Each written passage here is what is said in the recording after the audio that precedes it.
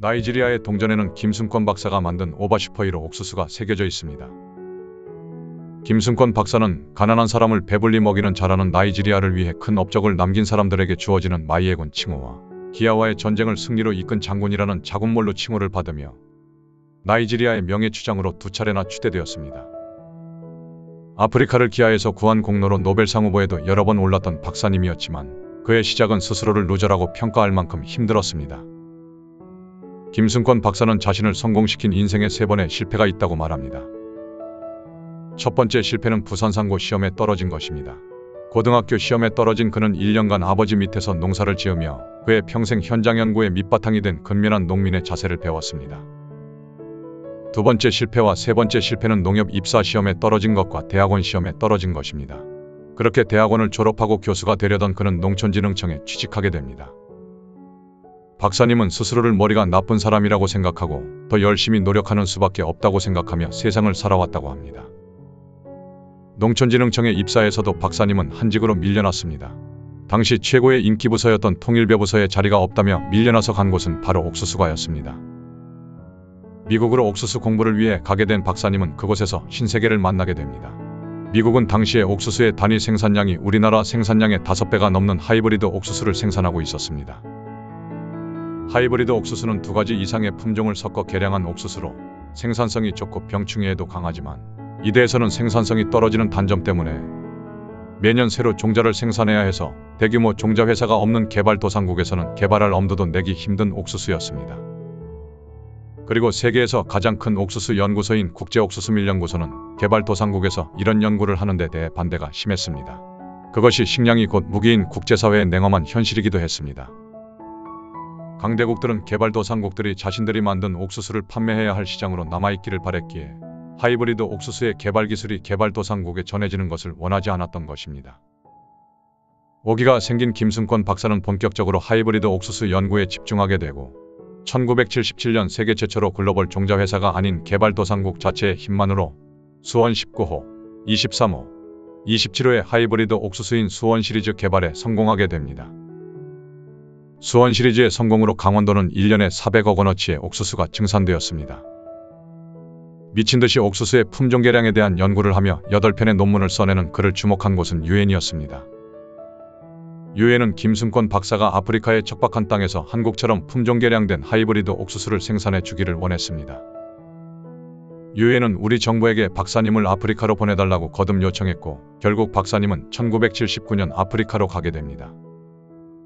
그리고 딱 2년만 도와주고 와야겠다고 마음먹었던 아프리카 생활은 17년 동안 계속되었습니다. 아프리카에서 그의 옥수수 농사를 가장 크게 괴롭힌 것은 농작물을 말라 죽게 만드는 악마의 풀이라는 별명을 가진 스크라이가 잡초였습니다.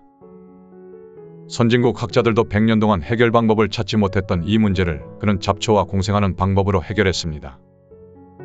수억 년을 진화해온 잡초의 생명력을 인정하고 잡초와 옥수수가 함께 살아가는 농법으로 발상의 전환을 한 것입니다.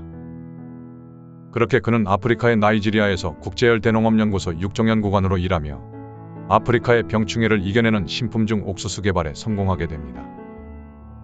아무것도 키울 수 없는 땅이라고 절망했던 아프리카의 농민들은 악마의 풀 속에서 옥수수가 생산되는 것을 보며 희망을 가지게 되었습니다.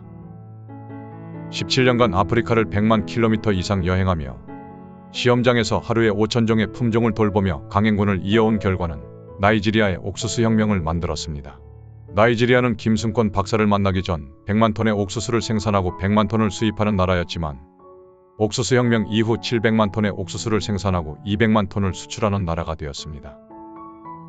아프리카에서의 옥수수 생산이 안정되자 유엔은 김승권 박사에게 이번에는 북한을 도와줄 것으로 요청합니다. 사실 박사님은 이미 1988년 3월 나이지리아에서 북한이 보낸 2명의 흑인들에게 납치되어 북으로 보내질 뻔한 경험이 있었습니다. 김정일은 이후 김일성 주석의 사망 후 김승권 박사님의 자서전을 읽어보고 어떻게 해서든 박사님을 북한으로 초대할 것을 명령하며 만약 김승권이 자진해서 평양에 안 오면 납치라도 하라는 말까지 하게 됩니다. 북한도 주식의 70%가 옥수수였기에 아프리카에서의 성공 사례를 보고 집요하게 박사님의 방북을 희망했던 것입니다. 박사님은 북한에서 온 초청장에 남조선 경북대학교라고 쓰인 것을 보고 국립경북대학교로 초청장을 바꾸어서 보내라고 얘기합니다. 아프리카에서도 공산권 나라들이 많았기에 공산권 나라들을 어떻게 다뤄야 하는지 잘 알았던 박사님은 처음부터 북한의 강한 모습으로 어필했던 것입니다. 이후 사업 과정에서 보여진 박사님의 강단 있는 모습에 북한은 박사에게 남조선 깡패대장이라는 별명을 붙여주게 됩니다. 우여곡절 끝에 정부의 승인을 받아 1998년 이후 59번에 걸쳐 370일 동안 북한에 머물면서 북한의 옥수수의 품종 개량과 자신의 연구를 헌신적으로 전해줍니다. 이런 박사님의 활동에 대해 당시 국민들의 반응은 엇갈렸습니다.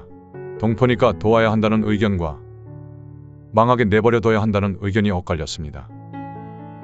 하지만 북한 동포들을 죽게 버려둘 수 없다는 박사님의 의지로 김대중, 노무현, 이명박, 박근혜, 문재인 대통령에 이르기까지 북한에 대한 박사님의 옥수수 협력은 지속되었습니다. 박사님은 옥수수는 남과 북으로 갈린 것을 모른다고 말씀하십니다. 박사님이 개발한 수원 19호는 북한에서 강냉이 19호라는 이름으로 수백만 명의 동포들을 아사로부터 구해냈습니다.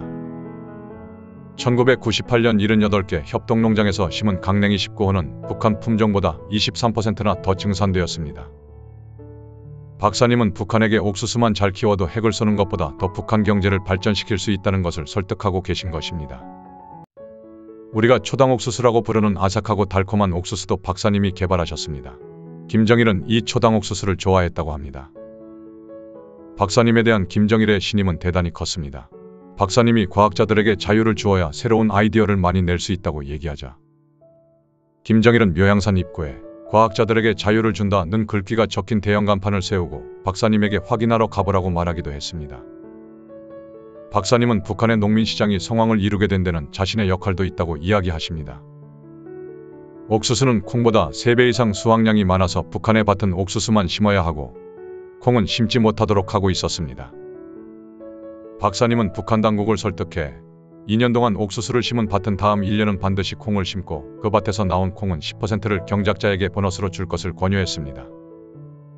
개인 소유가 없는 북한에서 이 조치는 농민들에게 보너스였고 그렇게 생산된 개인 소유 콩들이 농민시장을 탄생시키는 계기가 되었던 것입니다. 박사님은 옥수수가 통일에 중요한 역할을 할 것이라고 말씀하십니다. 자신이 도움을 준 중국과 러시아의 옥수수 증산 과정에서 만들어진 유대관계와 인맥들이 어떤 형태로든 북한과의 통일에 도움이 될 것이라고 말합니다. 현재도 박사님은 1998년 설립한 국제옥수수재단의 이사장으로 활발한 활동을 하고 있습니다.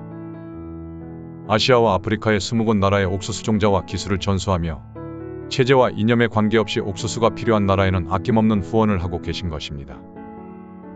옥수수 한 알에서 세계 평화가 이루어질 수 있다는 박사님의 굳은 신념이 빠른 시일 내 남북 통일로 현실화되기를 기원해봅니다.